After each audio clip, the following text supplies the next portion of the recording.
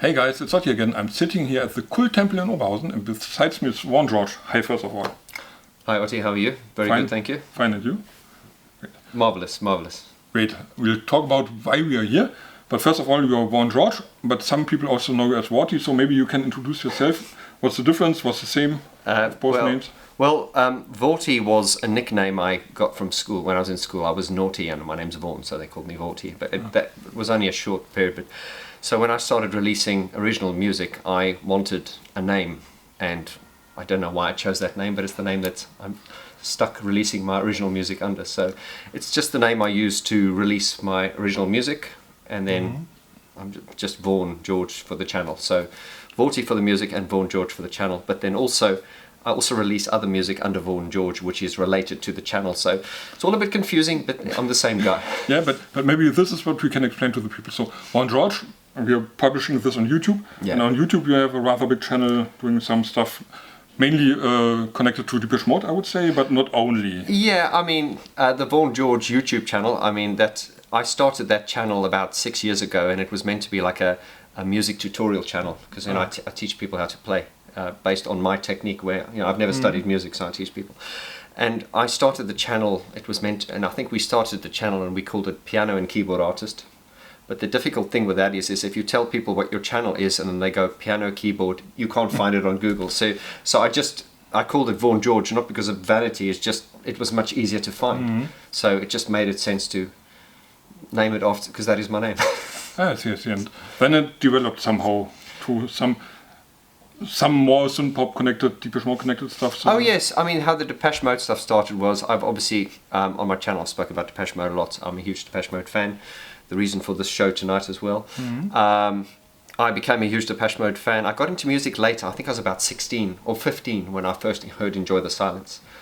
And long story short, jump to the YouTube channel. When I started the YouTube channel, I started off doing tutorials and stuff. And then one day I decided I just want to talk about a gig.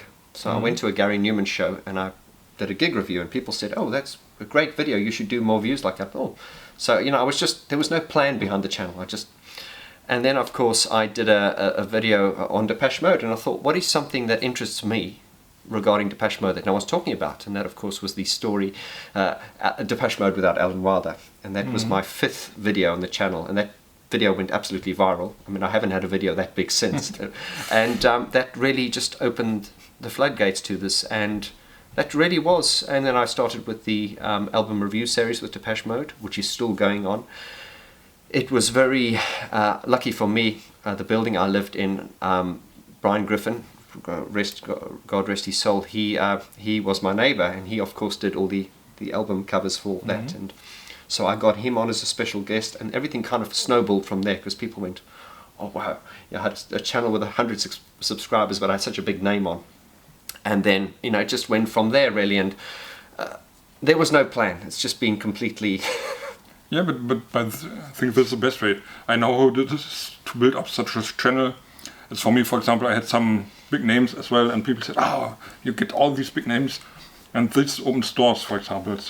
It does. I mean, you just, it's a snowball effect. Yeah. And I think when you start a channel, I always say to people who I also coach people on YouTube channels, and it's always like, people always want to go, how do you get there? And it's like, well, you start, and then it always helps when you get a big name.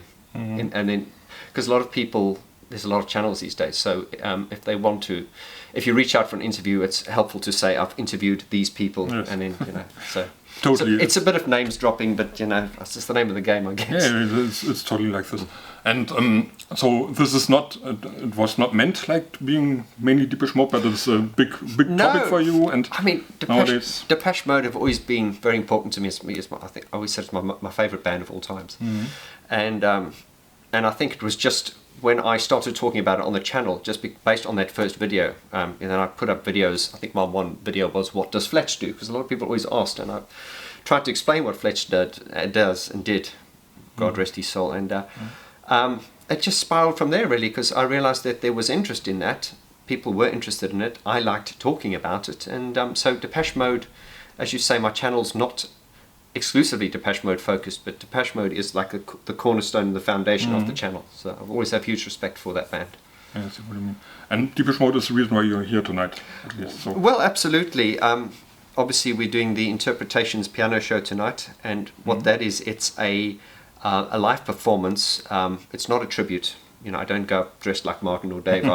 I'm just sitting behind a piano and singing the songs, you know, in my own way. I'm not trying to sound like Martin or Dave, and there's no props or backing tracks. It's just very, I guess we could say, honest and raw. But how that started really was when I did the album reviews on my channel. I would focus more on the songs, you know, because a lot of people sometimes they like the synthesizers. And I've got a segment on my channel which I call Geek Talk, but I just thought for most fans aren't really interested in the geeky stuff, although they might be intrigued by it. So I thought, what is it that makes Depeche Mode so great? And it's not, I mean, the sound was always good, but it's the songs. Yeah. So that is why when I did my album review series, I focused exclusively on the songs, and in doing so, I would break the songs down onto piano so so you weren't distracted, so people would just hear the song. And then from that, people said, oh, this is beautiful, can you release music like this? And then that's really what brought us to this was, you know, people saying we should do this as live, and here we are. Yeah.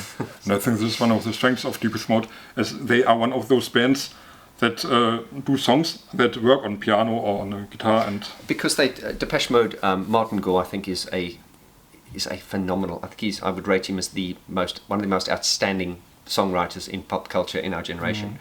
And you know, I think he's got a lot of respect, but I still think he doesn't get as much as what he deserves.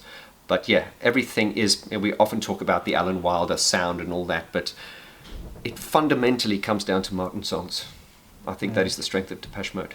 And I think one guy you know is Rich from Mesh, because you are now part of Mesh as well. Rich from Mesh, yes. And he told me as well, this is important to him to write songs this way, that they work on this simple bass, and then you can do the sounds and stuff all around. Absolutely. I think this is why Mesh have been successful. Another thing, I was recruited by Mesh, been here about 18 months now, and I also found Mesh through my YouTube channel. Never heard of them. Someone said to me, and sorry Richard, I know he hates to hear this, but Rich hates hearing this, like they're Britain's best kept secret. And when I heard their songs the first time, it was a friend of mine, Mark Wibrow from the Electronic Cafe, shout out to Mark. He sent me a song. He said, oh, you'd like this band. And I heard, and I thought, I thought they were great. And yeah, I think this is why I think Mesh and I've worked well together, is because our ideas of what makes a good song are similar. And so when Richard reached out to me last year and said, you know, we need a keyboard player, I was like, absolutely. You know, it was a no-brainer. But yeah, Richard and Mark are, I think, phenomenal at what they do. Songwriters, incredible. But the thing is, with Mesh, once again, I've done this as well. I've done a few piano interpretations of their songs. You can take all that great synthesizer sound away. The song is always there. I always talk about this. The song is like the chicken, the main ingredient, and then the synthesizers and everything else. That's just like spice. Yeah. But you've got to have good chicken. You've got to have good ingredients, and I think their songs are very, very good. Totally, yes. And this is how we learn to know each other, because we have been here for the Mesh concert, and then did some interview with them. Yeah, and so it's 18 months ago. It's not so long, but we had some shows with them. So yeah, I joined them. Richard phoned me up. I remember it was the 2nd of April 2023. It was the day after April Fool's Day, so I thought it was an April Fool's joke. And I just had to stand in because their keyboard player couldn't make 2 shows, so I had like 2 weeks to learn like a whole set of songs. And I flew down to, I think we did the, was it Plague Noir? And then we did, the second one was in Oberhausen. Oh no, Capital, sorry. So I've been to so many places in Germany, I can't remember where they are, but it was Capital. And you know, then when I came back that weekend, Richard phoned me up on Monday and he said, do you want to join the band? And it was like a dream come true, and I went, yeah. So I said, let me just think about that. Yeah. Did you have much band experience before? You had your own original? Yeah, I mean, I've always sort of been I've always worked kind of alone. I've done a bit of session work with bands and stuff before, and certainly when I started the YouTube channel, it did bring me a bit of attention and exposure, and I did get people sort of reaching out to me saying, oh, would you join our band, or should we? for collaborations and stuff, and I always turned it down just because I never had the time and everything. But I think when Mesh contacted me, it was, you know, I mean, how many people can say they're playing in a band that they're a fan of? You know, so yeah, totally can understand. I would learn synthesizer for this keyboards, just if they ask me, but they will never ask me. So yeah, great, but cool story. And back to your original stuff. So what is the music you do on your own? So is it like synth pop as well, or how would you describe it to someone who never heard of you? Well, the music is available on my website, vaughngeorge.com. As I say, I release it under the name VAUGHTY. My first album came out in 2015, and it was really sort of inspired by the Drive movie. You know, you can see on the cover I'm wearing gloves and it's all. And you sometimes look back at all the stuff you do, and you're a bit like, oh my god. But the fans like that album, and then I did some songs with a phenomenal singer in the UK called Cherry Ballard. I did a second album with her, which were just like singles and stuff, and then I did Dark Society, which is an album I'm very, very proud of, which is, you see, when I talk about Dark Society, I give this breath because I made that album during lockdown, and I was suffering from long COVID, and I was having, you know, I was very sick when I made the album, and you know, the world was and that's why that album, when I talk about it, I'm like, so yeah, that's that whole body of work, the whole VAUGHTY stuff. For me, it's music I make for myself. I never, when I make those, none of those songs that I sit down and go, oh, what do people like? It was like therapy. And I always say to people, I'm looking, they've got a picture of David Bowie on the wall there. I remember David Bowie in one interview, he said, never play to the gallery. Your music is your therapy, and you must do it for yourself. And that's exactly what I did. You know, and I never want to put my name in the same sentence as David Bowie, but you know. Yeah, but it's totally about all kinds of art, I think. Every artist has to do the art for himself or herself. Yes. And then afterwards you can see if people like it. But if you try to please people, it's not art, it can be something you can sell, for sure. Yeah. You can make your money out of it, but it's never like art that touches people really, I think. I think what people really, really need these days is a sense of authenticity. Yeah. And I think we say to people, because I coach artists as well, and it's all about you. I know it sounds cliche, but it is true. It's about you being you, and you doing what you do, and just stop trying to please everyone, because you will resonate with some people and you will piss some other people off. So it's just the way it goes. Always. And even if you do a new album like a band like Mesh, for example, some people will like it and some people will say, okay, this is not what I liked about them, for example. Yeah, well, if they don't like Mesh, they've got bad taste. Yes, okay, totally agree. Cool. And we don't have too much time tonight because we want to go on stage in, I think, an hour or something. But maybe we have to talk a little bit about what's special about these shows and this work. I've done some questions, for example, what are the difficulties about stripping the songs down? So you mentioned they all can be stripped down, but are there some songs that are really difficult to interpret in a cool way? That's a good question. I mean, a song like A Question of Time, you wouldn't typically play that on a piano, because there are certain Depeche Mode songs which are very production focused. Like if you take, you could play A Question of Time on a piano, or a song like Fly in the Windscreen, but they are very production focused songs. If you think of Fly on the Windscreen, it's just two chords, but what makes that song is the atmosphere and everything. So if you played it on a piano, it wouldn't be that interesting, although I might have. I'm actually playing Pipeline on piano today, which is never been done before, but I think there are, certainly songs like Stripped, A Question of Lust, Not Tonight, all those melodic songs, especially the older Depeche Mode stuff, there's so much melody in that. And with the interpretation stuff, is what you're doing is, because you don't have backing tracks, you don't have synthesized sound, all you have is your voice and piano, so you've got to try and keep it as interesting as possible, doing your own interpretation, but at the same time not becoming too jazzy, and just paying homage to the songs. And the set I've got, this is my second show. We did the first one in Tallinn at the shout out to the DM bar in Tallinn. You should go check it out. It worked very, very well, so I'm doing a similar set tonight. But yeah, certain songs work better on piano, but I think a lot of Depeche Mode songs do work very, very well on piano, because they are such well-written songs. Yeah. And how difficult is it to try not to sound like Dave, for example? You can't sound like him, but no. It's interesting because the way your voice sounds is, the way your voice sounds. I don't want to get all geeky. It's based on the physiology of the way your head shape is and stuff. It's interesting because although I sing these songs in my own way, I think there are subconscious traits that will come through. Like if I'm doing, I don't know, a song, there might be a part where I lean into a bit of a Dave kind of persona, and what I mean by that is, it's like even if I do, just be random, if I do an Elton John song, like I used to do in piano bars, I would never try to sound like him, but if you did a song like "It's a Little Bit Funny," you would lean into that, into his persona. But so it's impossible to be completely neutral, but my voice is my voice, and I'm not trying to sound like him. I mean, Dave and Martin are great, and I would never try to impersonate them. Sure, and I'm totally curious how it sounds tonight. One thing I have to ask, because I find it's really interesting, if you compare listening to Depeche Mode and playing, so what are your favorite songs to listen to, but compared to this, what are the favorite songs to play? Because I think this is a difference. I think a lot of the songs that you're going to hear tonight on my show are a lot of my favorite ones. But of course, we're hoping that the show will be, there's been a lot of demand for it in other, although we haven't done many, we're hoping to do that, so the set list will change.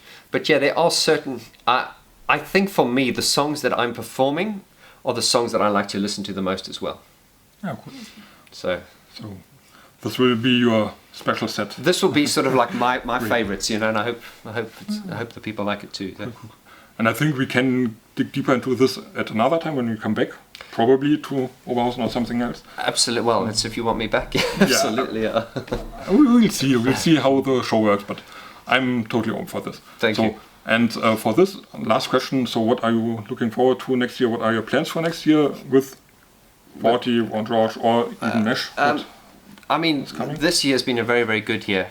It started off very sadly with the loss of my business partner, Brian Griffin. But it's just been an amazing year. With Mesh, we've done so many shows. Germany, I have to say thank you so much to Germany, because Germany has really, really embraced us in such a positive way, and which has left the rest of the world, a lot of places like Argentina and Spain, and saying, well, what about us? And we're thinking, yeah, we'd love to do those things. But so the plans really are, we've got some Mesh shows next year.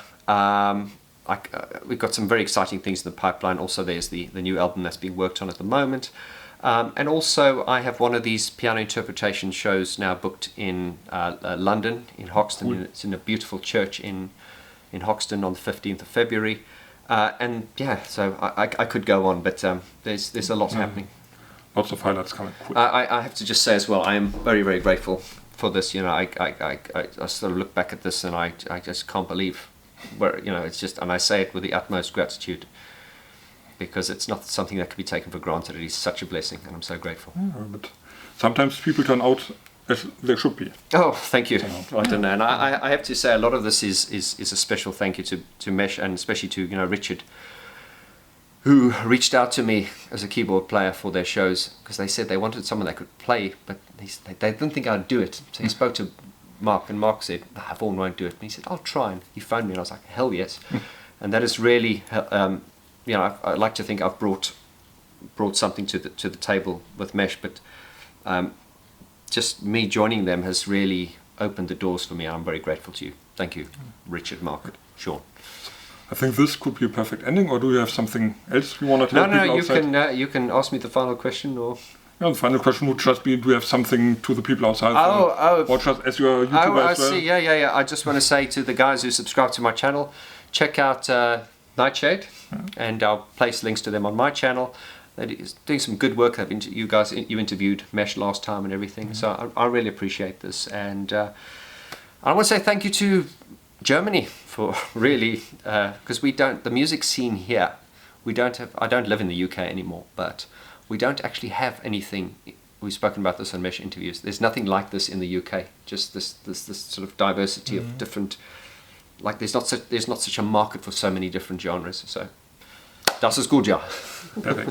So thank you for the nice talk. Thank you. People outside, thanks for watching. VAUGHN GEORGE, VAUGHTY, Mesh. Check all of those out. And I say bye bye. Cheers. See ya.